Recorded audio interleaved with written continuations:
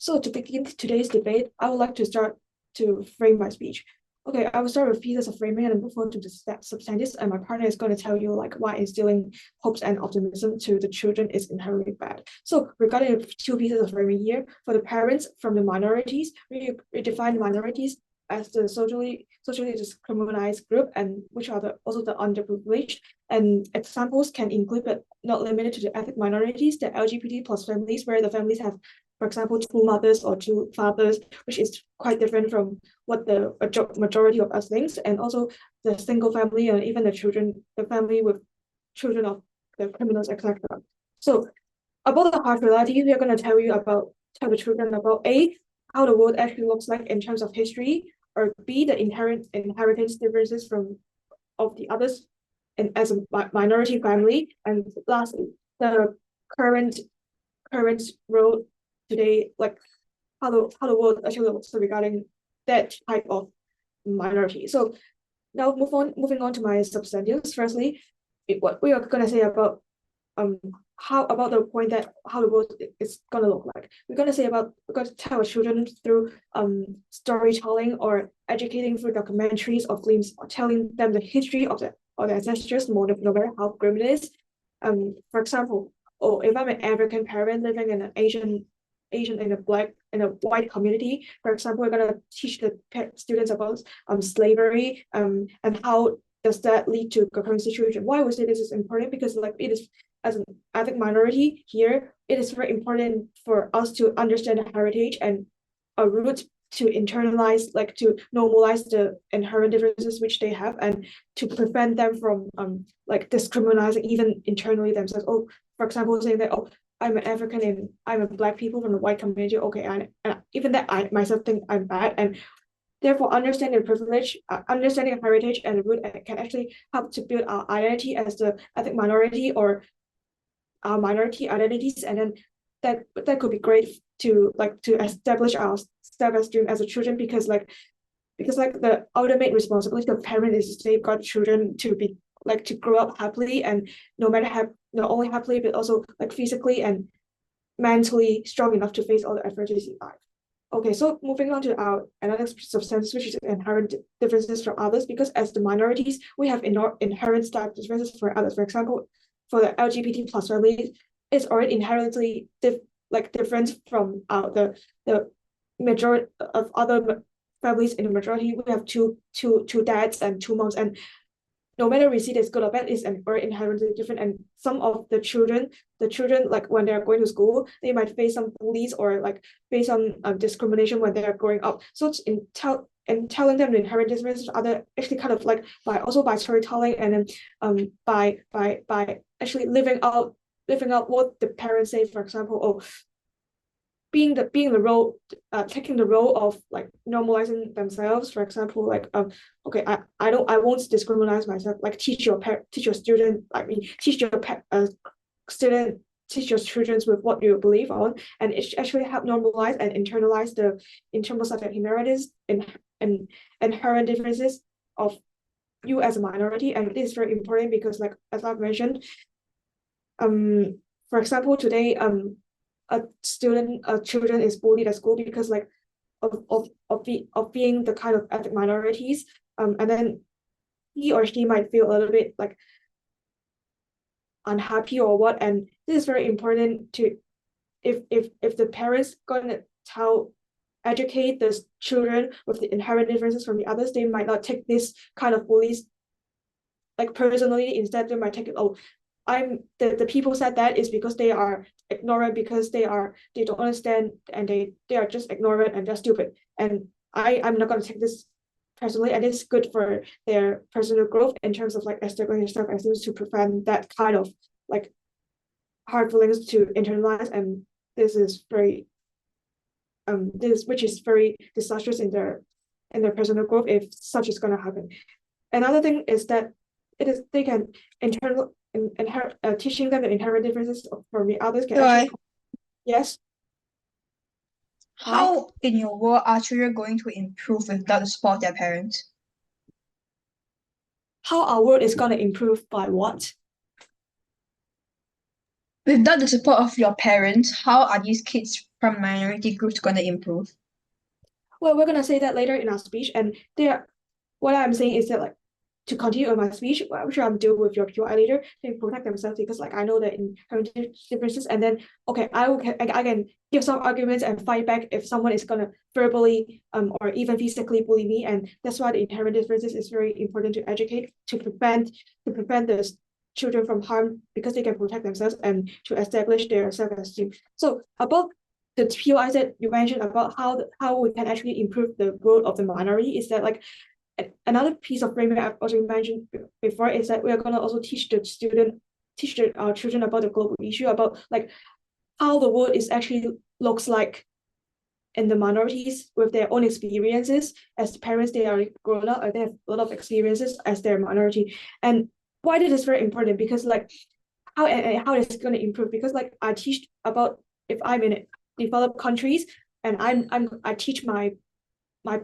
students I might teach my children's the world how to look like what is the people how does the people suffer, for example the African people, how like the black people, the underprivileged people, how are they suffer in the real world. And then okay, I know this, and then even though I'm not discriminated in a very developed countries, and then I still know that oh, this kind of problem exists, and this only can be learned through teaching the children the harsh realities that exist in the current world. And by doing so, we kind of initiate them to make a change and educate them to make the world a better place, not only for them, like but also for the entire minority as a whole, so that the minority community is gonna be less discriminated in the best place, and then we can improve and evolve and initiate change of the minority. And that's all for today. Thank you.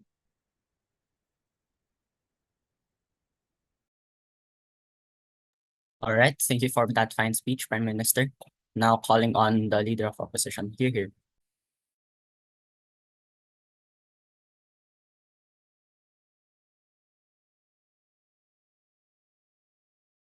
Hi, can I check that I'm audible?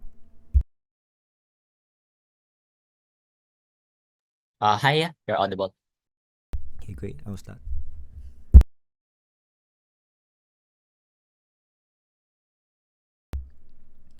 I want to be very clear in this debate. Status quo has special ways in which we treat children.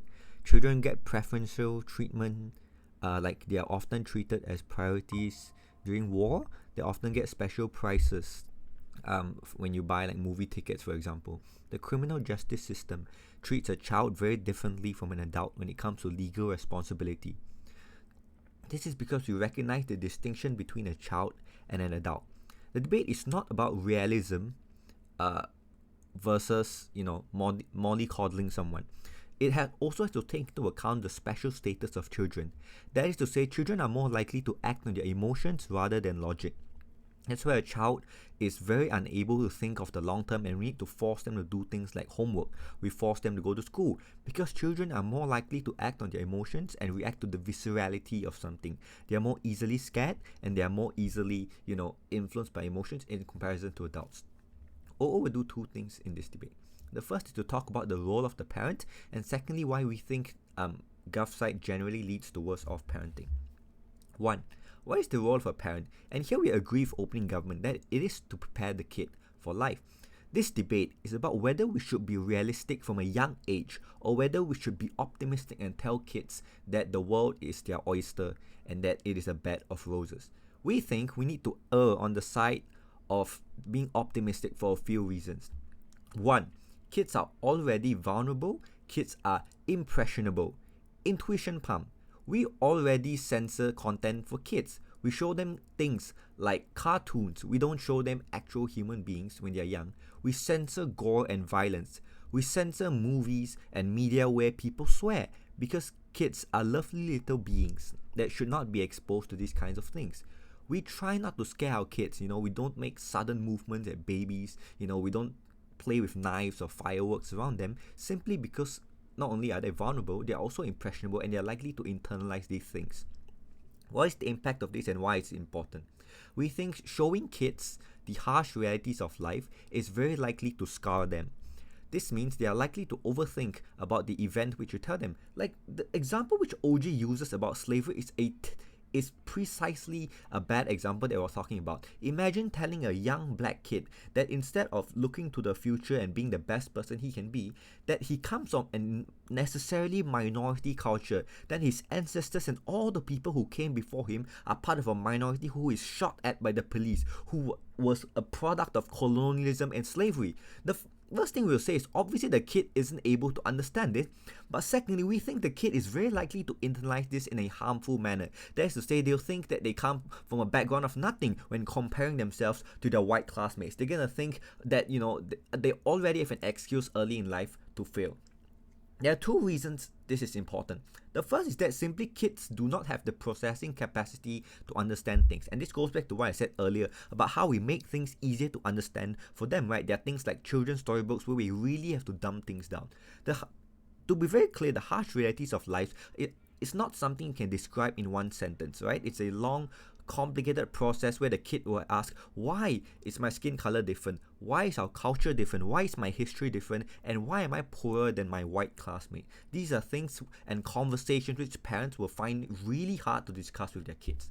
The second reason this is important is we think one traumatic event is very likely to scar the kid for life. And this again goes back earlier to what I said about how we need to tailor content made for kids. For example, growing up in a broken family or even seeing your dad hit your mom once is really traumatizing for a kid and normalizes violence for them later on.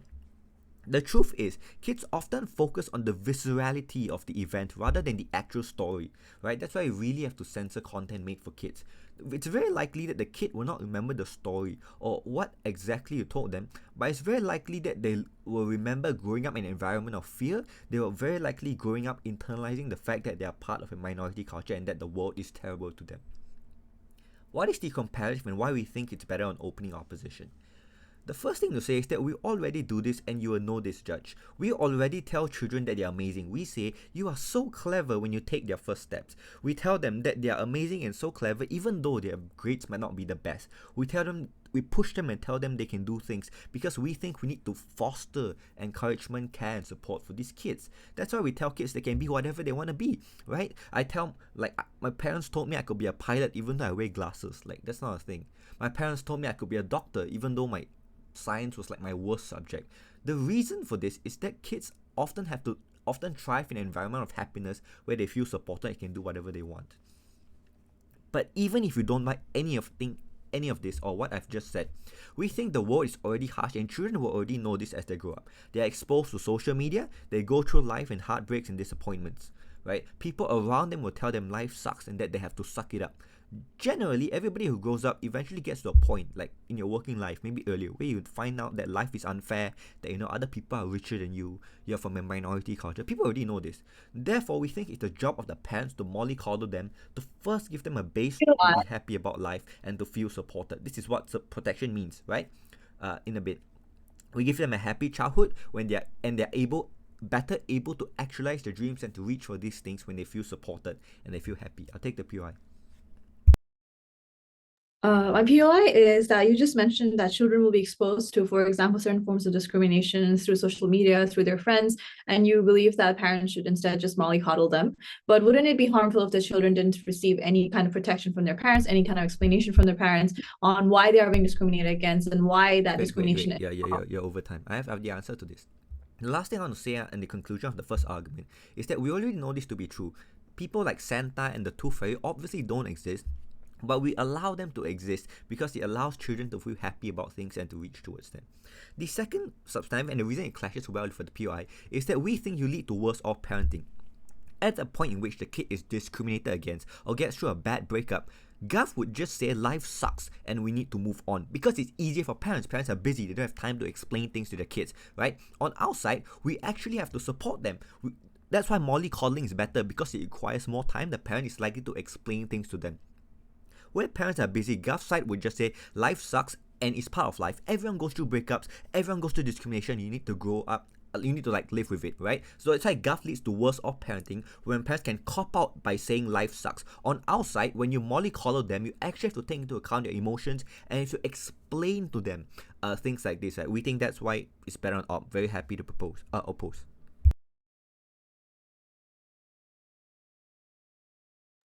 All right, thank you for that speech, Elo. Now calling on DPM here.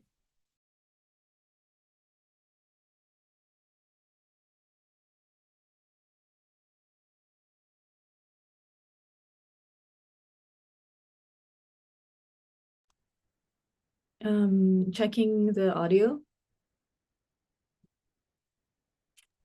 Hi, yeah, you're audible. Okay. I will start now. So, my leader of the opposite of the government has explained why minority parents especially, should teach children about the harsh realities of life. And she has explained that by minority parents, we include people who are from minority groups, underprivileged parents, or from socially disadvantaged groups. And we've explained that teaching harsh realities does not mean swearing at them, does not mean using cold language. For example, the opposition said that we would say life sucks, but this is not what we are saying that parents should do. Parents should teach the children what the harsh realities are. So my leader gave examples of teaching the children about the history of their ancestors, and about inherent differences from other families, which is important for children to learn. So in order to be mentally prepared for the world, which is in reality filled with challenges and harsh realities, especially for children of minority parents. So the opposition also told us that that children should be given a special legal status, special social and legal status. For instance, they should be treated differently in the criminal justice system. And this is not what we are challenging. We are not arguing that children should not be treated like children. We are just arguing that children should be taught how to be mentally prepared, and children should be taught about the real challenges in the world. And we are not arguing that they should be treated exactly as adults are. And that is something that is not in the scope of this debate.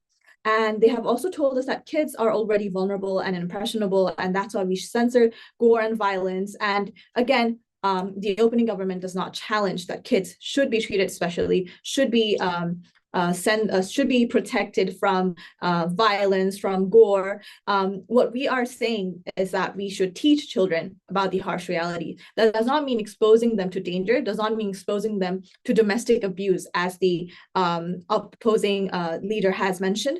We are not saying that children should be shown violence and war, but we are saying that children should be taught that there are wars in the world, right? So turning back to my arguments, I will be further explaining how teaching children about global issues, which will be also teaching them about harsh realities of the world, will be beneficial to them. So first, I will be talking about how children in general should be learning about global issues, current events, even if they are grim, even if they are not really all sunshine and rainbows. And then I'll be focusing on why specifically, as minority parents, they should be focusing on teaching children these things, because they can help children become more mentally prepared, more resilient, and have more grit in order to succeed in this world. So first of all, with global issues, learning about how the world can be unfair. Point of information. Sorry? Point of information. Oh, yes. How do you think a black child is going to react and feel if his mother tells him that he's going to be bullied at school because of his skin color? What we are saying by teaching harsh realities is not saying that, oh, you will be bullied because you are Black. That is not how a parent would usually teach a child anything. What we are explaining is that when you are a Black parent and you want your child to not feel left out, if they're in a white predominant school, for instance, there will be instances where they will face discrimination. You have to help that child understand why these things are happening. So for example, telling the child, so this is our history. We, in the beginning, there was slavery, and then there has been a lot of positive development. There was segregation, and maybe even our own relatives fought against segregation. And this is why we are where we are now. And there is a lot of gratitude to be found in the development that has taken place. And there is a lot of lesson to be learned for the child, and to learn that it's not something to be ashamed of, the history of your own ancestors, but rather that these are just simple differences. And instead of seeing these differences as something to be ashamed of, because that's what other people would try to make the child feel, they would be able to learn that these differences only make them who they are, and they should be celebrated, and they shouldn't be ashamed of it. Thank you.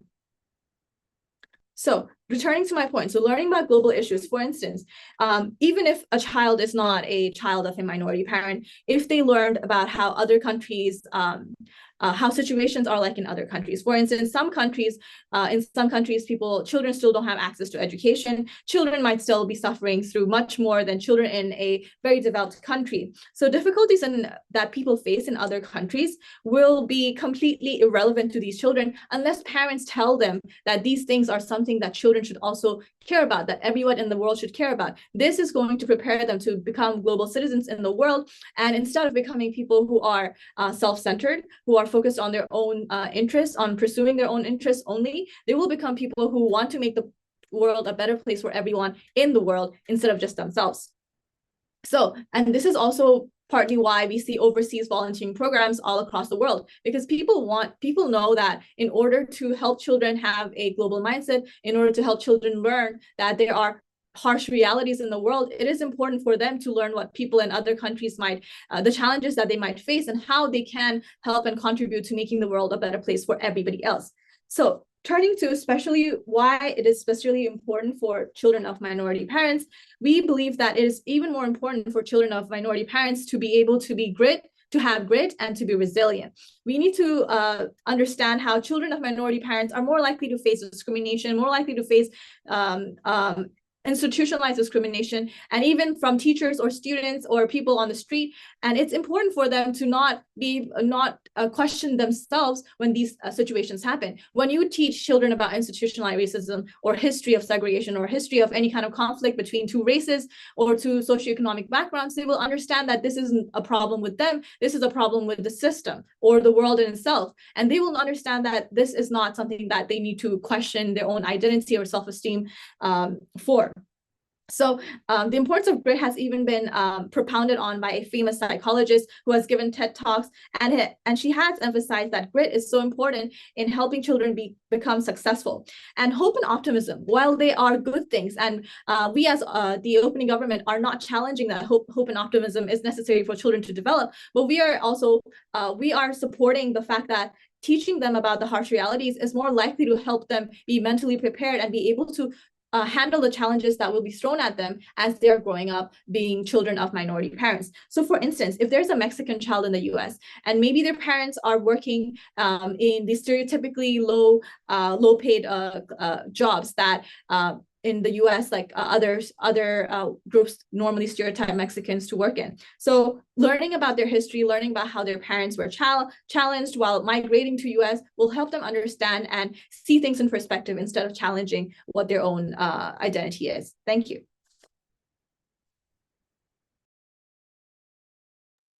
All right, thank you for that speech, DPM. Now calling on DLO. Here.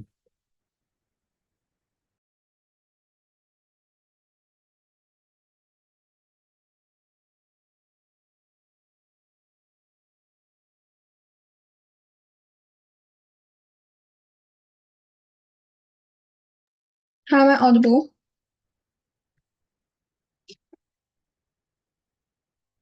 Hi, yeah, you're audible. Okay.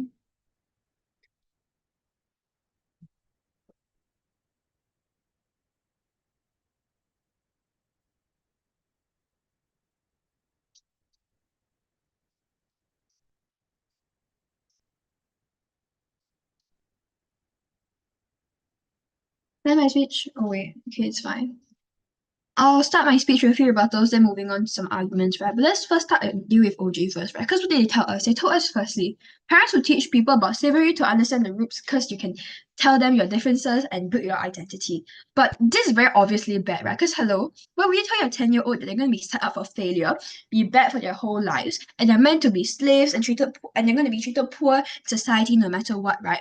I think what happened to these children is that they will interlink all these narratives with their personal identity, right? They're more inclined to live out these truths instead of taking up the more difficult role to be like a kinder person to society when everyone thinks that they are the villain, right? Because that's what parents define them as, right? If you give them no hope since young, it is very likely that these children wouldn't grow up with dreams and hopes for their future. Insofar, these parents are the ones that build this glass ceiling upon them, and now they're less inclined to actually work hard insofar as they know that there is already this limit, there's already this barrier in front of me that I'm unable to break, since it's something that society has built on for these tens and hundreds of years. So what makes me, a little weak little kid, think that they can break such a ceiling break such a ceiling and like overcome all these obstacles, right? But more on this later on actually how this hurts children step by step, right? But then they give us a lot of examples on how like telling these children these harsh realities actually look like, right? But I think it's the what this bullshit actually calls for is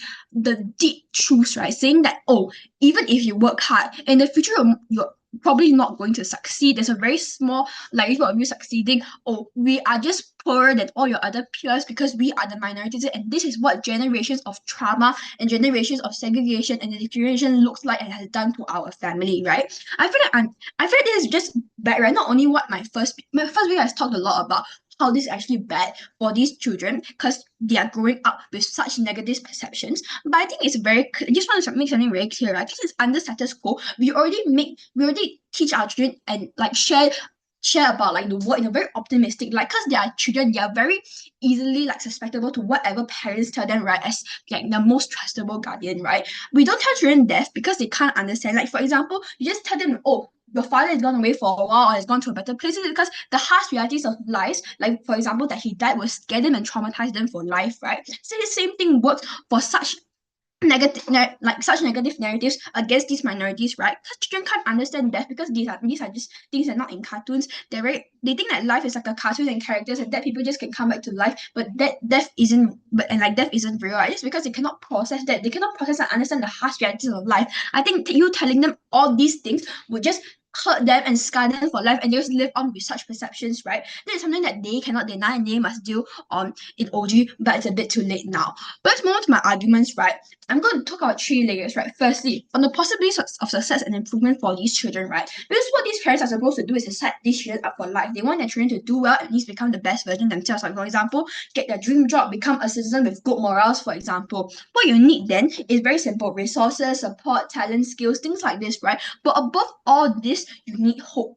And no, all these things are resources, support, talent, or skill. These are things that minorities may not have because of how disadvantaged they've been in society, right? But it all starts with hope. With no hope, you have no motivation for even trying or improving your life. Like, for example, if Kamala Harris didn't believe she could fight for the lives of Black American women, she wouldn't have studied hard, fight for SA victims, and eventually fight for a place in the Democratic Party and run for the election.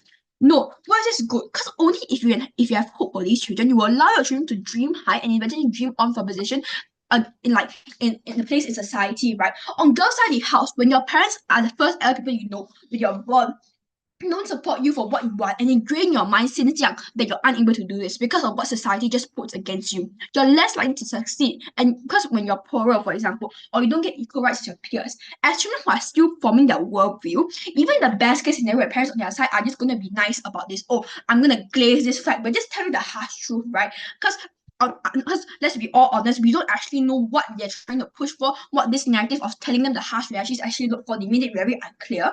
But it doesn't matter, because on their side of the house, they're just going to be another obstacle and a piece of pressure that these parents are on the shoulder of these children, right? Compared to opposite side of the house, the parents don't do this. They give them the support and optimism that they need. They protect their children and they tell you that, hey, especially if the world is against you because of their race, at least their parents are the adult figure that sympathizes with them and recognizes their talents and skills, tell you that it's okay, you can do this, you are capable, you are talented, things like this. Even as someone who has went through the struggle, I think this provides a lot of children all the hope and support they need, especially when, in the real world, maybe in your school or in your workplace, where you have discrimination against you, people think you're unable to do so. But when you know that your family is there to support you, you naturally just have a lot more confidence and you believe in your own capabilities, right? What's the impacts of this? I think, firstly, parents on outside do their job in supporting their children instead of just breaking them down since young, right? That means children are not settled since young, they have a stronger mentality, right? More on this on later. But even our worst case scenario, children are shattered by society. Example, people tell you can't succeed because you're a minority. Since your parents already ingrained in your mind, you can do it, you're not going to fail as long as you persevere. Kids on our side still are mentally stronger than on their side, and they persevere against such prejudices. But again, compared to their side of the house, parents are seen to be on the side of the majority and against them when they should be in their team. I think this makes your whole family, just shatters all your family like relationships, but also your children are just going to be weaker people in general. But second layer on segregation and less advancement for minority race, right? I think we have less hope overall as a minority race, you're more inclined to work hard. like your whole like minority race is like less inclined to work harder, right? They lack necessary support from their parents and community since young. And when you're too realistic as a child, right, you're going to be like deterred to even try to break these barriers, right? Because if you're a child, no matter how kind you are, how nice you are, you can't stop these kids from bullying you. As an irrational young children, what you like to do is to when you get bullied, just fight back, right? But I think when this happens, a few impacts on the other side of the house. Because kids will live up to all these social stigmas against these minorities. Like for example, these black people are violent, they're dumb or lazy or whatnot. All these children, since they're told it's their destiny, they're more inclined to do it instead of taking up the difficult choice to be a nicer person, to be nice in society, and to break all these stigmas and values that society holds against them, right? But I think, yeah, secondly, and more importantly, when you have less hope, you're less inclined to work harder, to do well in education and whatnot. They're less likely for these minorities to get into position of power to change their lives. This means that when you don't have these powerful minorities to get into the top of society, to change their lives, to show and prove the world, to break all these stigmas, I think what will happen is just larger segregation and more discrimination against this minority race. In the long term, you still don't have a better life for the minority people, and life for them is just not going to get worse. It's just going to go down into a shit rabbit hole. For all those reasons, suppose.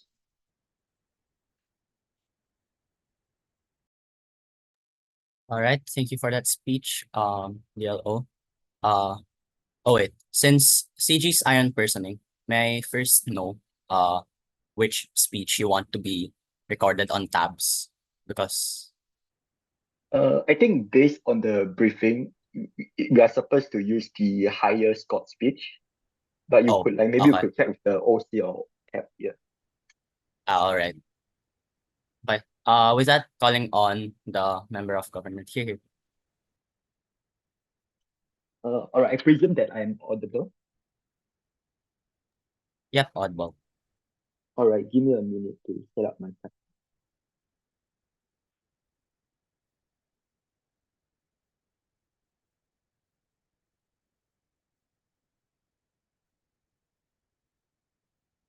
All right. Beginning my speech in 3, 2, 1.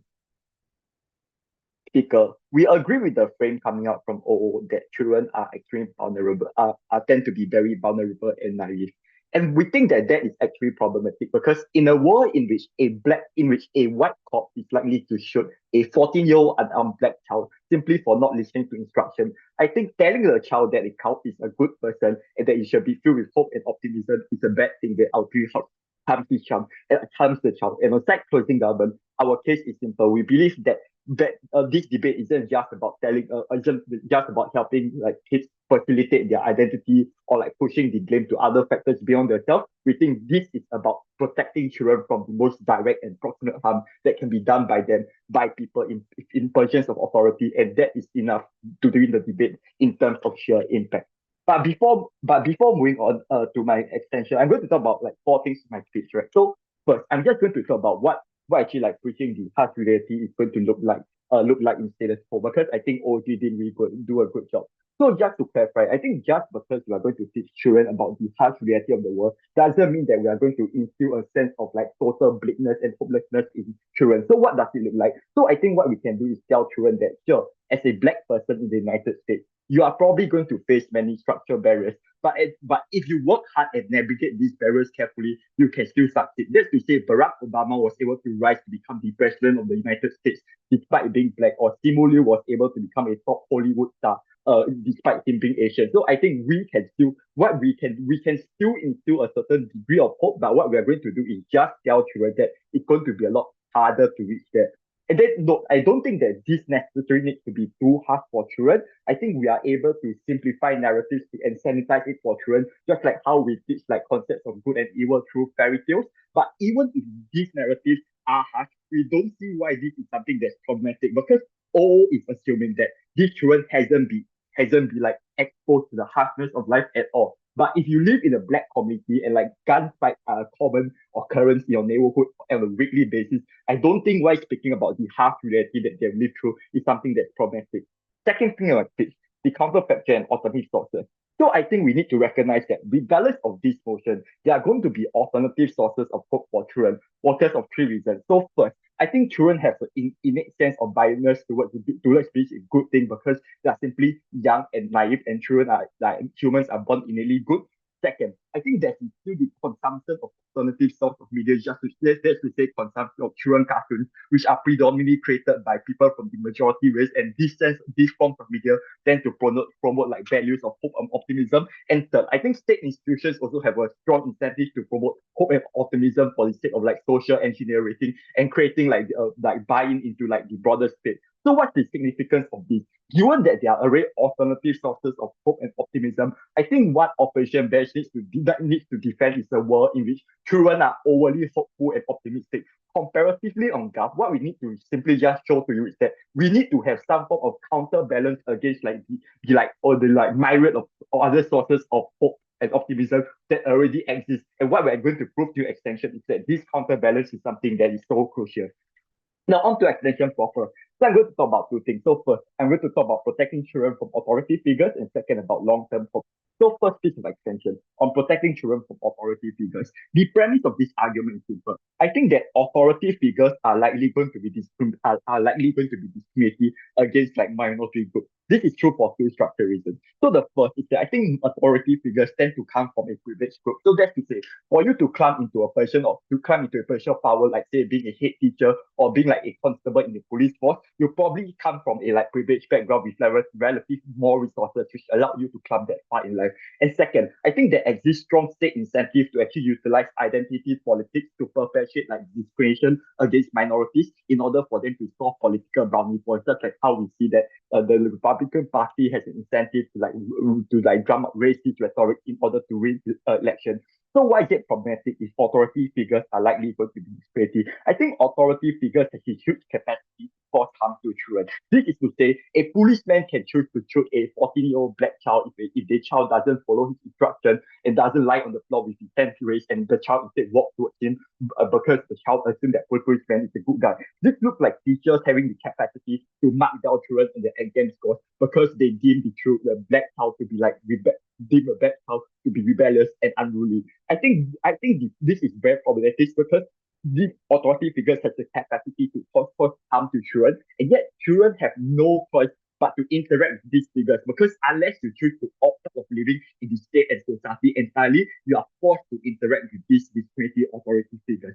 So how do we best protect these children, right? I think the act of being able to talk about the harsh reality of life is what facilitates discussion about how do you best protect yourself from like powerful authority figures for this community. Just to say, when we have these discussions, you can tell children that when you see a policeman and he tells you to raise your hand, you need to assume that he's not your friend, and you need to like follow each and every piece of instruction carefully in order to avoid being shot. It means having discussions with your child that you need to assume that your teacher might hate you, want to expel you, so therefore you need to pay attention in school. Why is it that you cannot get this form of discussions under operation? What's the comparative? I think first, the act of like promoting hope and optimism means that you cannot have this discussion because authority figures are very powerful. At the point you should tell your child that authority figures are bad individuals who may be out to harm you, it breaks the sense of hope and optimism, because when you tell the child that someone who can shape your entire life is bad, I think it's very hard for you to promote. And secondly, and more perversely, I think state institutions also have a strong incentive for you to preach deference to authority figures, because the state wants to maintain institutions want to maintain its control over individuals. So crucially, at the point which the parent doesn't have this discussion, it means that these children are probably going to raise with the belief that like discreetly authority figures are actually out to help them, which can result in bad outcomes like them being shot.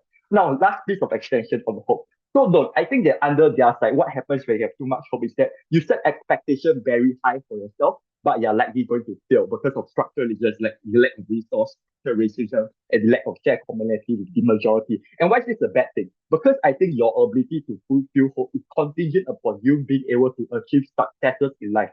At the point you should set expectations high and you fail, I think this means that in the long term, you probably become a lot less hopeful and more pessimistic about the world. And this means that even on op, you still lose hope. For this reason, CG. All right. Thank you for that speech. Now calling on the member of opposition. Here.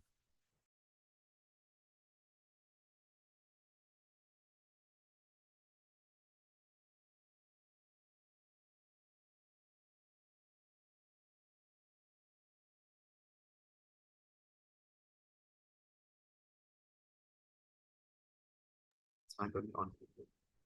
Just a moment.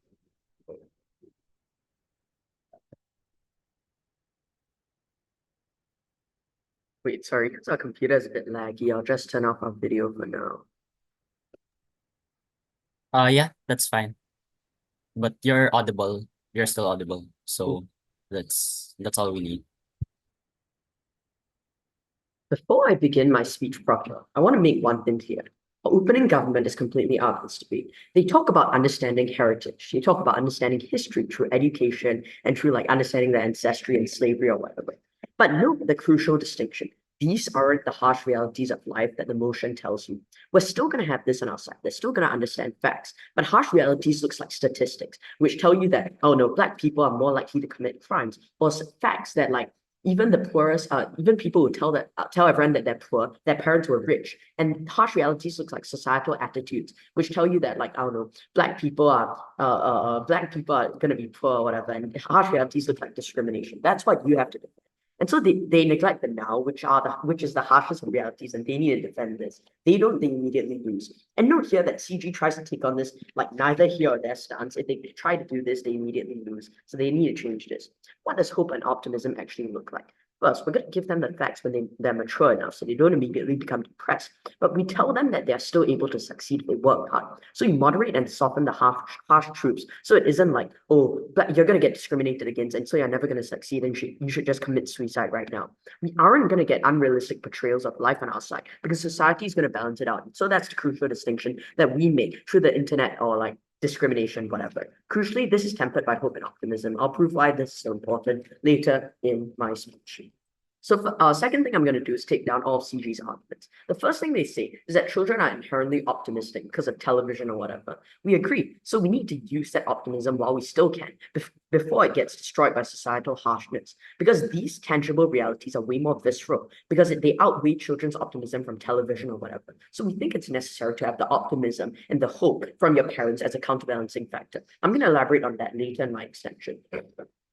The second thing that CG says is they talk about false expectations and protecting children. I think I've already outframed this sufficiently, because we don't actually give them fairy tales. We give them slow exposure when they're mature enough, when they're able to actually understand racism, and like when their brains are fully sufficiently developed. And the crucial thing to note here is that they will begin to understand the realities eventually once they're exposed to society. When they go to school and they see that, hey, white people are treated differently from Black people. When they go out into society and they realize that being poor is actually a disadvantage. So we serve as a counterbalancing factor.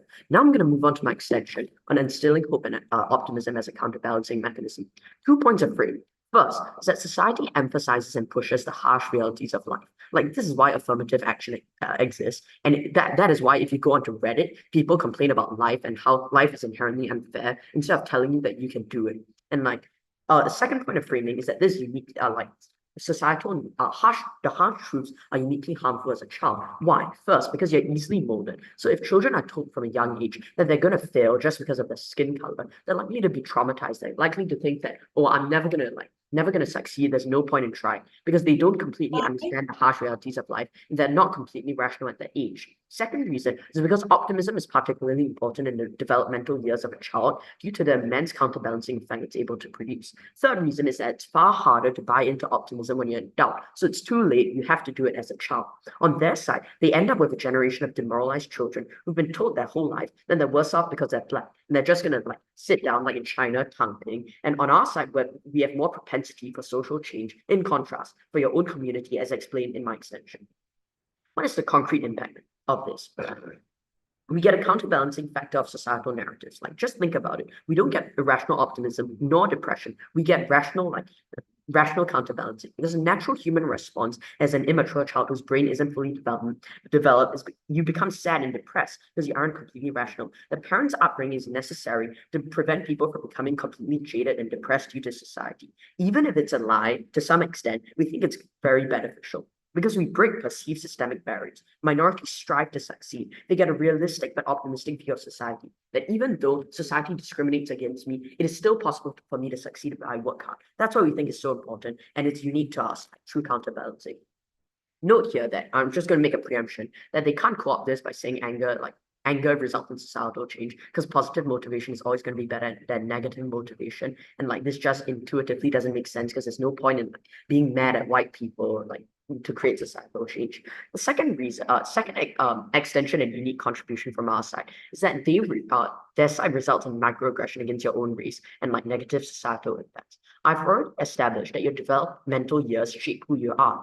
And like, if you've grown up being told that Black people commit 4 times more crimes, like Latinos do drugs, you're likely to believe that. And it's extremely harmful because societal instilled narratives start to perpetuate your mind against your own race. You start to like commit acts of microaggression against your own race. And we think that's evil because it's principally unjustified to turn minorities, to turn like the poor against each other and tear communities apart, especially when the people perpetuating this are likely to be the societal elites. They're likely to be the rich or the old white people.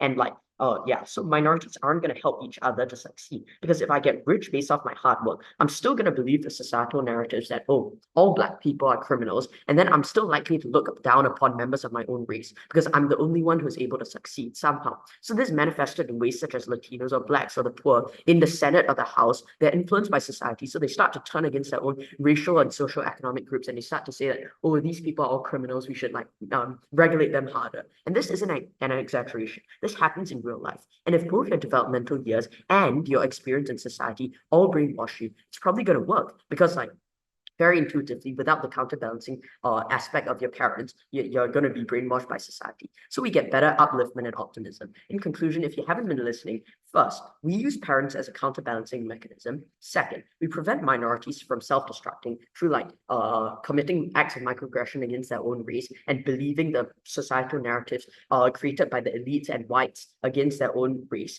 And third, we get better societal upliftment. We get better societal movements and optimism and societal change. I'm going to end off with a quote by Prophet Muhammad. Prophet Muhammad once said, "Don't be racist. We think side government actively perpetuates racism, actively oppresses minorities." So proud to oppose.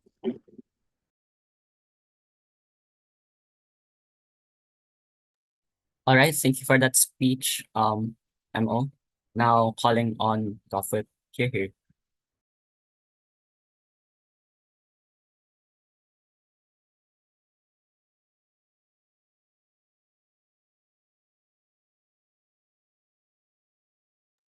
Hi, am I audible? Hi, yeah, you're audible.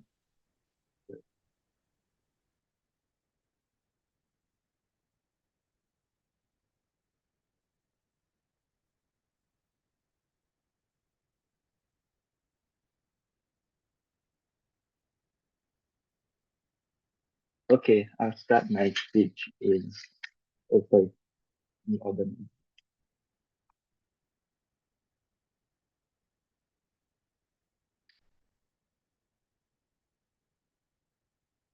Okay, let me start my speech in 3, 2, 1. I'm going to talk about 3 things in my speech. First, I'm going to talk about why exactly protecting children from authority figures is the debate-winning extension. Second, I'm going to talk about minorities turning on each other and directly engage with CG's extension. And lastly, I'm just going to deal about under which side are you able to get long-term hope. Since that's what most of this is the most of what Operation Bank wanted to talk about. So first, about protecting children from authority figures and what exactly this is debate winning material. Notice that closing government, we have refused to engage with this material task. So what did I told you in my member speech? Remember, I told you that the in status quo, authority figures are likely going to be discreetly because of structural reasons such as them tending to come from privileged positions and there being state incentive to like play upon identity politics, right? And this is very problematic because authority figures have the capacity to cause harm. That's to say, a policeman can choose to shoot you if you do not listen to his instructions 100%. That's to say, if you commit small misdeeds in school, the head teacher can choose to expel you. And the problem is that children are unable to escape from these lived realities of like power figures being able to discriminate against them unless they choose to opt out state and their communities entirely. And why is it that we are uniquely able to protect children, right? Because well, I think that in order for you to have conversation, about how to best behave when a policeman asks you to stop and raise your hand. You want to have conversations about how to like avoid pissing off your teachers. It necessarily means you need to break the view of hope and optimism and talk about harsh realities of like the incentive structures and like the biases that people in positions of power have. Why is it that you're unable to get that side operation? For the simple reason that at the point if you portray people in positions of power, people who have lots of control over your life, as people who may be working against your interests, it's impossible for you to simultaneously claim that there's hope and optimism, because these are figures who have huge influence over the course of your life, right? So I think this probably means that the counterfactual under operation is that parents do not have any conversations regarding racist policemen and racist headmasters in school. And why is that a bad thing? Because the state has an incentive to frame these figures good. So this means in the absence of parents having these conversations, children will buy into the narrative perpetuated by state institutions that the power figures and people of authority from these institutions are good integers who they can trust 100%. And this is bad because this leads to bad outcomes, like if a child running towards a policeman with his gun raised because he believes the policeman is a good guy rather than someone who can shoot him. This looks like a black child getting over friendly with the teacher in school because he believes the teacher is his friend rather than someone who might be racist and might expel him for crossing a personal boundary. And why is this the most important impact on this debate? I think this is the most important impact because it is the most direct and proximate. It happens to the children immediately. I think all of the long term benefits that one wants to claim is contingent upon you being able to survive your childhood phase. So that's to say, at the point in which, I think that this means that this argument is logically prior to all of opposition's case, because at the point you should get shot at the street, at the point you should get shot in the street by a policeman, or at the point you should get expelled to school, I think you're unable to access longer term benefits such as having a successful career because either you're dead or you got expelled and you lack the qualifications necessary to get a job. So I think the lack of engagement from on this causes them this debate. But any POS from OO? No? Okay, then, are these? Okay, then moving on. Second, dealing with PG extensions or like minorities turning on each other. So I think two responses to this, right? So first, I think that their characterization of like portraying the harsh reality is extremely unrealistic. I think CO hasn't given us any reason why is it a black parent would have incentive to tell their children that all black people within their community are criminals, right? I think that in general, there's no incentive for people to tell their children that people of their own group are bad individuals, right? Because I think that each of us like have a certain sense of like self-identity and social consciousness, and we want to portray ourselves in a good manner. And telling your child that people from your race are bad goes against your sense of self-esteem. So that is something that's unlikely to happen. Second, I think that in fact, right, I think that we get more solidarity under us. Why is this case? Because at the point if you are able to blame failures upon like structural oppression, it means that you are more likely able to coalesce and band together in order to pool resources to fight against powers. The comparative under their side is that at the point if you attribute injuries, in which like you have a narrative of hope and optimism and people believe that their successes is attributed to themselves, there's less of incentive for people who have succeeded to help others in it, because now they can say that their successes stem from their own hard work rather than it being like rather than it being an outcome of like the community pulling resources together to raise a child from black community to the highest positions of power within like the state apparatus, for example. So I think under our side that we are more likely to get solidarity within like these racial communities rather than and lastly, on the whole point about whether or not this is going to be too traumatizing. So first, I think that we've already pointed out to it. I think that remember I've already told you that there tend to be other sources of hope and optimism. So that's to say, I think that that's to say, even if the parents like portrays like a figure characterizes the current world as harsh, I think that children are still able to solve for a sense of hope and optimism from alternative sources of media. And second, I think that just because you are portraying it like the world as harsh doesn't mean we must tell children that they cannot succeed. We can tell their children that, look, the world is very tough. As a black insured, you are structurally disadvantaged. People like Barack Obama were still able to succeed if they were able to work hard enough and navigate these barriers carefully enough.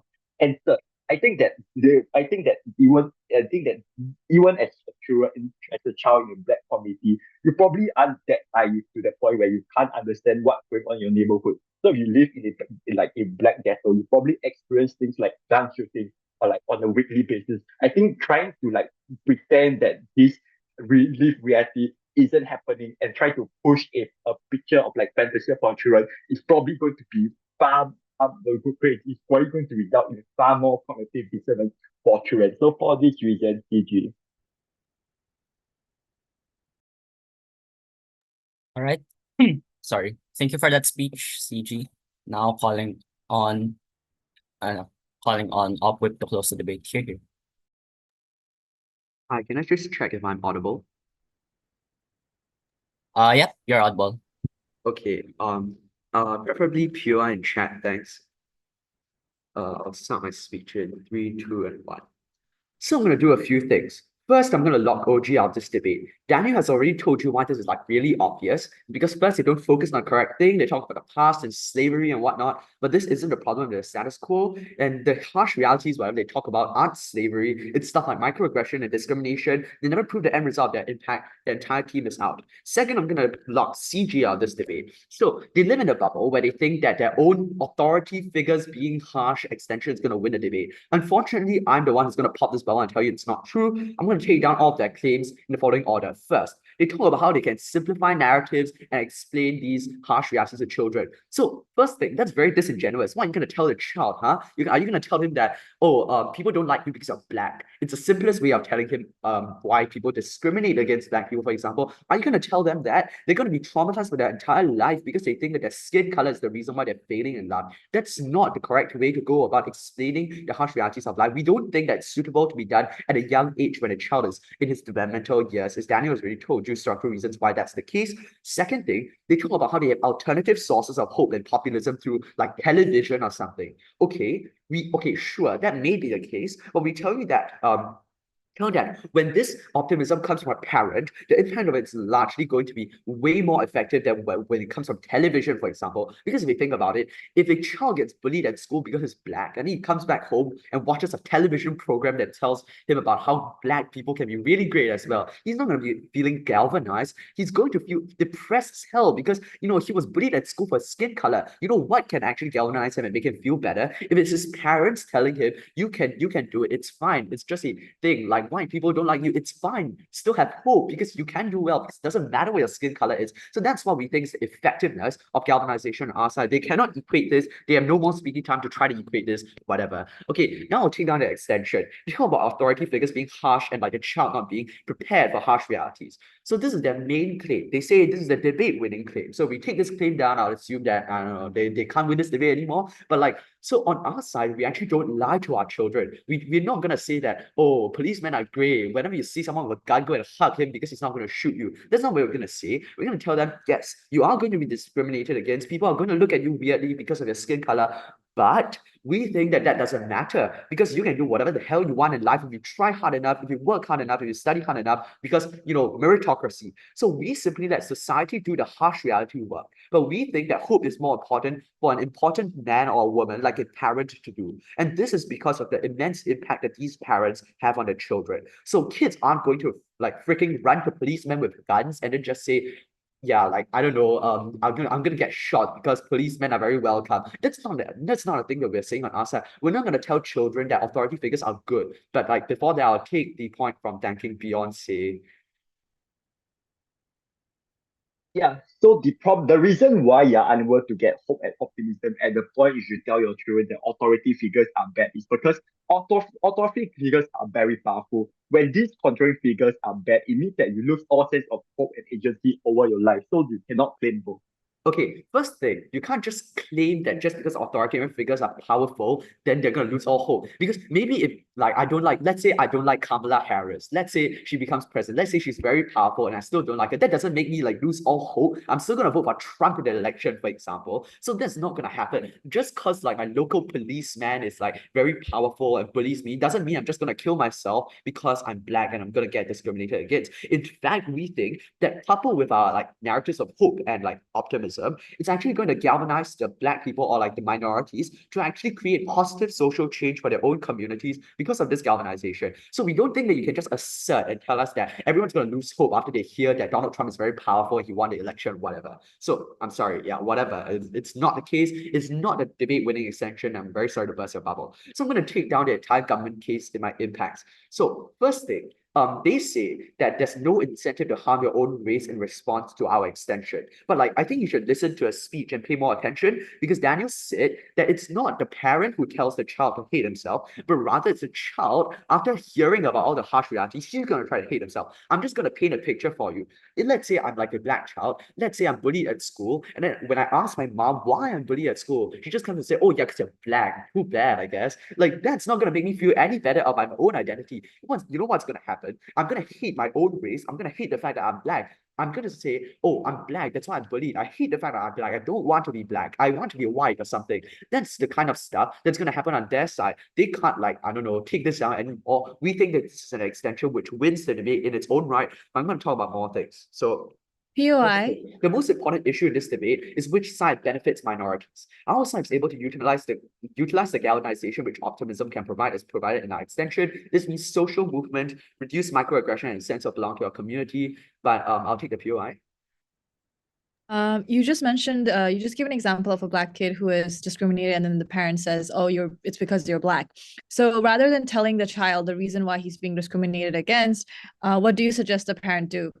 The parent can just say, you know, yeah, it is because like the people bully you. I don't know, they're very bad. But you know what? It doesn't matter if they bully you, because it doesn't reduce your own self-worth. You can still do whatever. You can be a lawyer if you want. You can like work in the government if you want. You can be very rich in the future. That's what we think a parent's supposed to do. A parent's not supposed to dish out cold, hard facts to their children and like tell them, oh yeah, this is the case. Too bad, I guess. The children are not gonna like feel and receive this very well, as O has already told you. So yeah, POI is like not relevant. Okay, I'm going to tell you why CEO wins this debate at the end of my speech. First, the entire point of the debate is that minorities are on a lower platform and they need to uplift themselves from some sort of systemic oppression. So why does our side do this effectively? First, we can galvanize through optimism. Like, look at Martin Luther King. If his parents told him that he was, you know, just destined to be bullied his entire life because he was Black, do you think he would have like made the huge social movement and civil rights movement changes that he would have made? I don't think so. On side government, that unique harms and minorities, children will hate their own identities. This is intuitive. If you're told from young that because of a minority identity you face hardships, the child's going to question, why is my skin color and why is my identity the root of all my problems? This turns children into like people who hate themselves for being minorities. Second thing, we actually follow through the impact chain. We tell you what happens when children are demoralized. We tell you the end impact of what our extension is going to be like. This is why we win on a strategic point of view, I guess. Third, we provide the most balanced and optimal narrative. So this counterbalancing effect, they're not going to be blindly optimistic as claimed by CG or whatever, but also not utterly demoralized and hate their own identity. We win because our side can co-opt the benefits about the truthfulness, but also have the benefit of being able to galvanize the next generation of minorities to create change and break the systemic barriers which have been chained for so long. So yeah, we win. All right, thanks everyone. You may now cross the house. Oh, I just saw the chat, by the way. To be clear, when POIs through chat only means you indicate that you have a POI to raise through chat. But you are not allowed to send your POI through chat. Okay. That's just for all future debates. But yeah, thanks everyone. I'll be back in a few